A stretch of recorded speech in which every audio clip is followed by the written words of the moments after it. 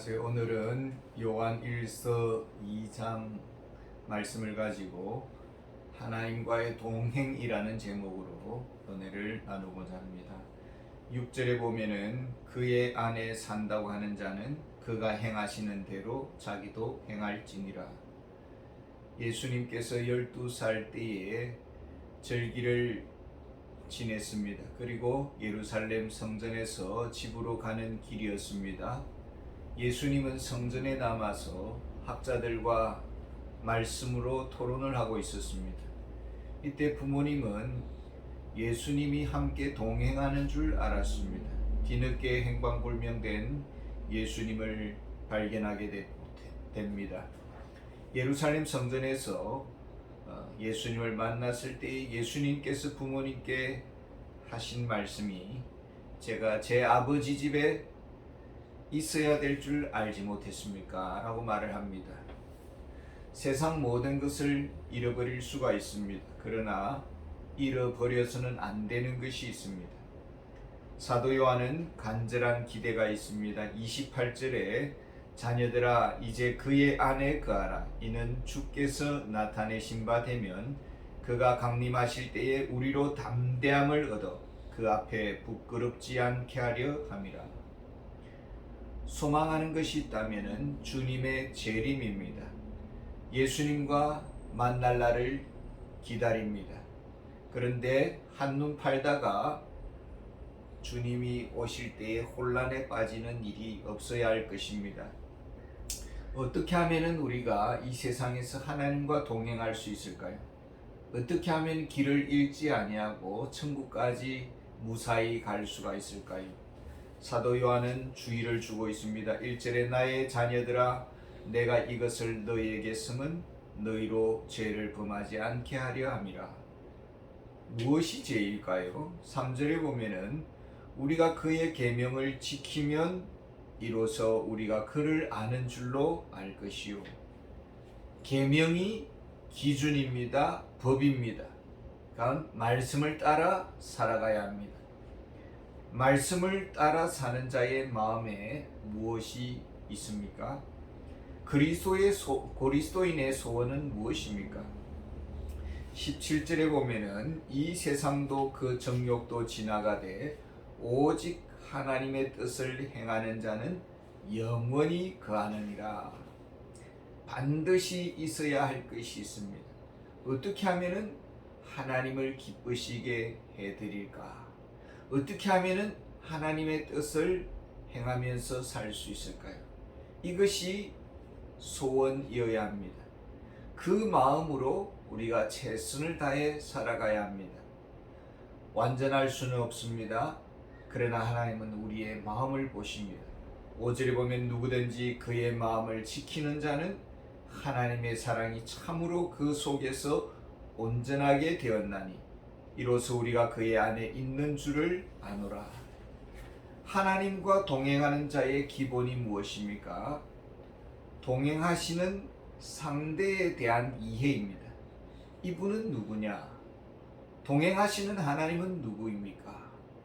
1절에 보면 만일 누가 죄를 범하여도 아버지 앞에서 우리에게 대언자가 있으니 곧 의로우신 예수 그리스도시라.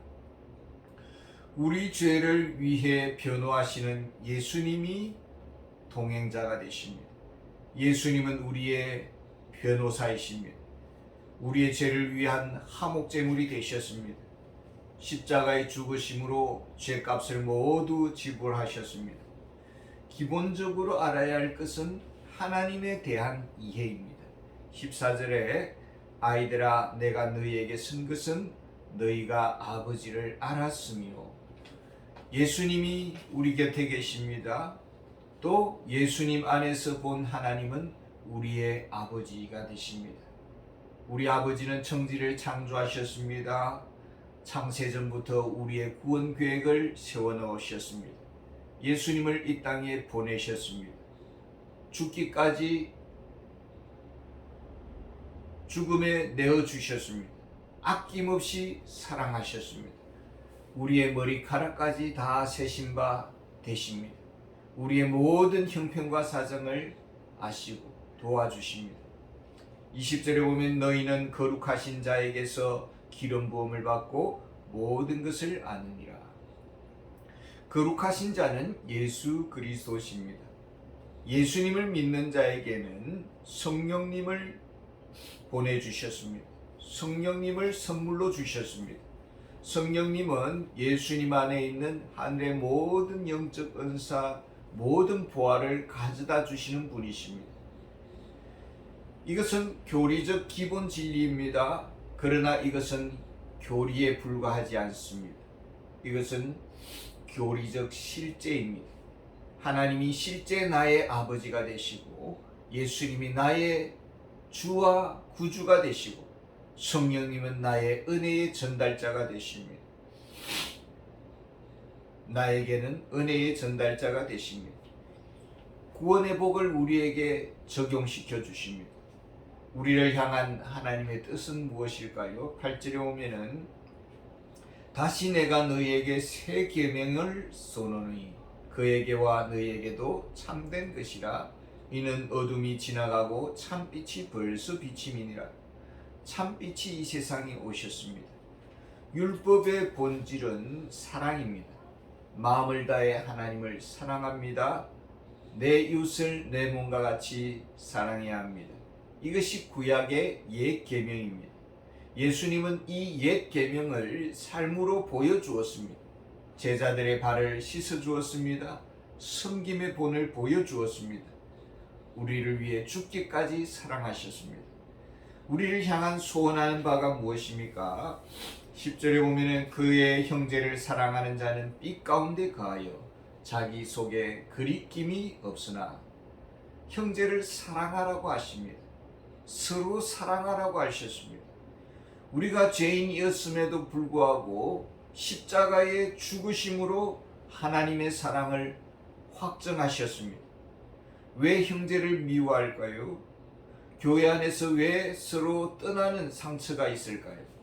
19절에 보면은 그들이 우리에게서 나갔으나 우리에게 속하지 아니하였나니 만일 우리에게 속하였더라면 우리와 함께 하였으려니와 그들이 나간 것은 다 우리에게 속하지 아니함을 나타내려 함이니라. 교회는 그리스도의 몸입니다. 그리스도의 지체입니다.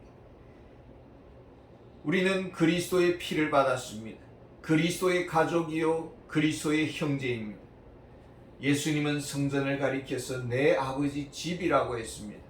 교회는 하나님의 가족 모임입니다. 가족입니다. 과연 이런 가족의식이 있습니까? 너는 너, 나는 나. 미움과 다툼을 피할 수가 없습니다. 다툰 그 배후 세력이 무엇입니까? 18절에 보면은 아이들아 지금은 마지막 때라. 즉 그리스도가 오리라는 말을 너희가 들은 것과 같이 지금도 많은 즉 그리스도가 일어났으니 그러므로 우리가 마지막 때인 줄 아노라. 즉 그리스도가 활동하고 있다는 것입니다. 종교개혁자들, 개혁주의자들은 이 즉 그리스도를 전통적으로는 로마 가톨릭 교회 그리고 교황이라고 주장을 해왔습니다. 정치력, 교회 권력을 동원해서 이 세상을 하나님의 위치에서 하나님의 대리자로 지배하려고 합니다. 즉 그리스도의 활동의 결과로 나타나는 것이 무엇입니까? 우선 진리 전쟁을 일으킵니다. 교리의 순수성을 무너뜨리는 행위를 합니다. 22절에 보면은 거짓말하는 자가 누구냐? 예수께서 그리스도이심을 부인하는 자가 아니냐? 아버지와 아들을 부인하는 그가 즉 그리스도니. 교리를 공격합니다. 구원의 절대적 진리인 예수 그리스도의 신성을 무너뜨리고 예수 그리스도의 인성을 무너뜨립니다. 왜 그렇습니까? 성육신, 예수님의 성육신을 부정합니다. 예수님의 십자가의 죽으심을 부정합니다.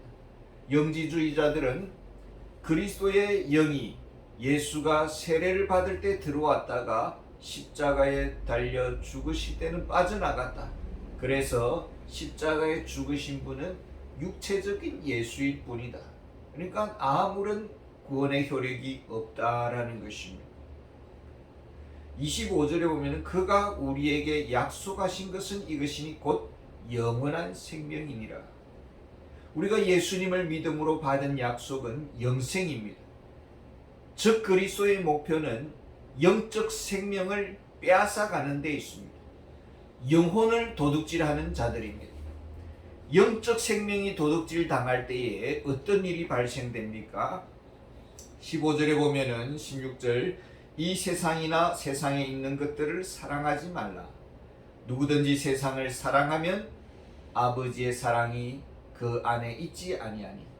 이는 세상에 있는 모든 것이 육신의 정욕과 안목의 정욕과 이생의 자랑이니 다 아버지께로부터 온 것이 아니요 세상으로부터 온 것이라. 그리스도로부터 멀어집니다. 하나님으로부터 떨어져 나갑니다. 그리고 더 이상 우리가 세상을 사랑하게 될 때에 하나님과 교제할 수가 없습니다. 하나님과의 동행이 불가능합니다. 왜냐하면 하나님은 죄를 너무나 싫어하시고 또 그 죄의 파괴력은 너무나 크기 때문에 그렇습니다. 그래서 나타나는 정상이 무엇입니까? 육체의 정욕. 정욕적인 사람으로 정죄당할 수가 있습니다. 정욕 때문에 얼마나 많은 별들이 떨어졌습니까? 욕정을 다스리지 못해서 곤두박질 칠 수가 있습니다. 또한 내면 속에 정욕으로 생각과 상상이 지배를 당할 수가 있습니다. 하나님은 우리의 생각까지도 훤히 살펴보십니다.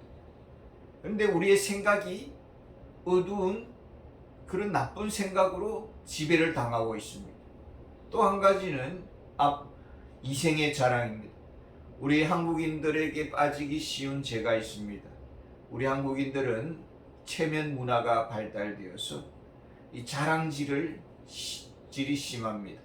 가문을 자랑하고 인맥을 자랑하고 자식을 자랑하고 학벌을 자랑하고 소유를 자랑하고 재력을 자랑하고 자기의 수고, 헌신, 봉사를 자랑하고 뭐 이런 것들을 얼마나 자랑하는지 모릅니다.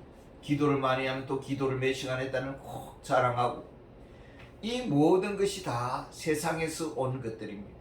주목받고 싶고 영광받고 싶고 인정받고 싶고 인정해주지 아니하면 질투와 시기를 하고 내가 제일 잘났다고 뽐내는 사람들의 모임이 교회의 모임이 될 수가 있습니다. 세상적 사랑과 욕망의 지배를 당하고 세상을 사랑하는 데 집착을 합니다. 그렇다면 하나님과의 동행은 물거품처럼 될 수가 있습니다. 하나님을 믿는다고 하지만은 믿는 것이 아니고 교회 다니지만은 자연인과 불과하고 또 교회의 세속화를 부채질하고 교회를 무기력하게 만드는 것입니다. 그래서 하나님께서 우리에게 영적 무기를 주셨습니다. 방어하기 위한 도구입니다. 하나는 하나님의 말씀입니다. 14절에 청년들아 내가 너희에게 쓴 것은 너희가 강하고 하나님의 말씀이 너희 안에 거하며 너희가 흉악한 자를 이기었음이라. 24절에 보면은 너희는 처음부터 들은 것을 너희 안에 거하게 하라. 처음부터 들은 것이 너희 안에 거하면 너희가 아들과 아버지 안에 거하리라. 하나님의 말씀 안에 거해야 합니다. 하나님의 말씀은 우리에게 영적인 생명을 공급해 주고 영적인 힘과 능력을 제공해 줍니다. 그리고 사단의 속임을 분별하게 합니다. 등불과 같이 우리의 길을 밝혀줍니다. 또한 성령님을 보내주셨습니다. 27절에 보면은 너희는 주께 받은 바 기름 부음이 너희 안에 거하나니 아무도 너희를 가르칠 필요가 없고 오직 그의 기름 부음이 모든 것을 너희에게 가르치며 또 참되고 거짓이 없으니 너희를 가르치신 그대로 주 안에 거하라. 성령님은 이단의 공격에 무너지지 않도록 우리를 진리로 보호해 주십니다. 말씀을 밝히 비춰 주십니다. 통찰력을 주셔서 눈을 열어 주십니다. 때로는 뿐만 아니라 간접적으로는 좋은 영적인 선생을 우리에게 붙여주시고 좋은 선한 목자를 붙여주시고 좋은 책을 소개해 주시고 성경의 눈을 열어주시고 사단의 덫을 보게 하시고 사단의 함정을 보게 하십니다.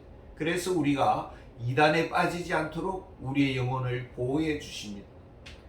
성령께서 인도해 주셔서 우리가 이곳까지 왔습니다. 진리 안에 머물도록 보호를 해 주셨습니다. 우리는 주님을 향한 거룩한 소원을 가지고 있습니까?